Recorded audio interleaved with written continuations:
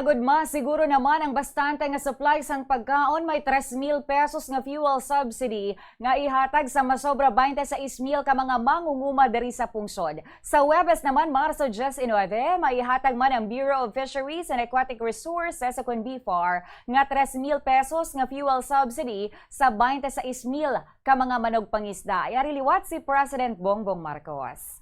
Sisikapin din ng Department of Agriculture na ipamahagi sa Abril sa bawat magsasaka at mangingisda ang lagpas 2,000 pisong tulong mula sa Presidential Assistance for Farmers and Fisherfolk Program.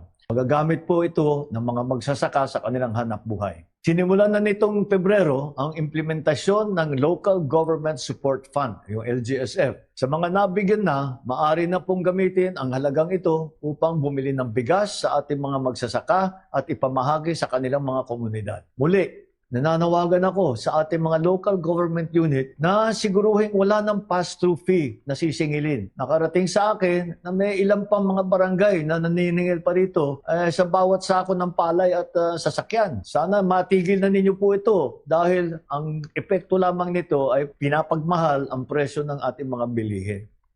Para naman sa bulig sa mga negosyante, nagpahayag si Marcos nga buhinan sa Civil Aviation Authority of the Philippines sa kaapa ang passenger service charge, ang landing, ang parking, kagiban pa nga mga fees sa kunbalayran.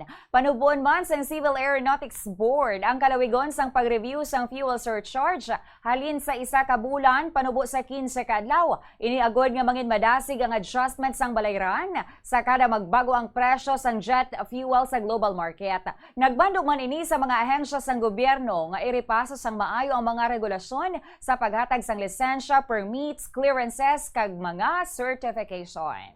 Sinisikap natin maprotektahan ang mamimili ng hindi nalulugi ang mga negosyante. Babawasan ng kaap ang singil sa passenger service charge, landing fee, parking fee at iba pang fee. Samantala, pinaiikli naman ng Civil Aeronautics Board ang araw na pag-review ng fuel surcharge. Mas mabilis na ma-adjust ang pamasahe kapag nagbago ang presyo ng jet fuel. Kapag tumaas ang presyo ng jet fuel, mas kontrolado ang pagtaas ng airfare. At kapag bumaba naman ang presyo ng jet fuel, mas mabilis ding bababa ang pamasahe. Kag para naman sa sektor sang edukasyon, ginpahanumdom ni President Marcos nga ginadumilian ang mga balayran kag kontribusyon sa mga pampubliko nga mga eskwelahan, ilabi na sa graduation season. Sa Marso 25, magapatigayon man ang Department of Education sang serbisyo fares. Yara ang government agencies kag employers sa mga eskwelahan agud nga maka-apply ang high school students kag graduates para sa employment kag sa mas mahapos nga access sa clearances.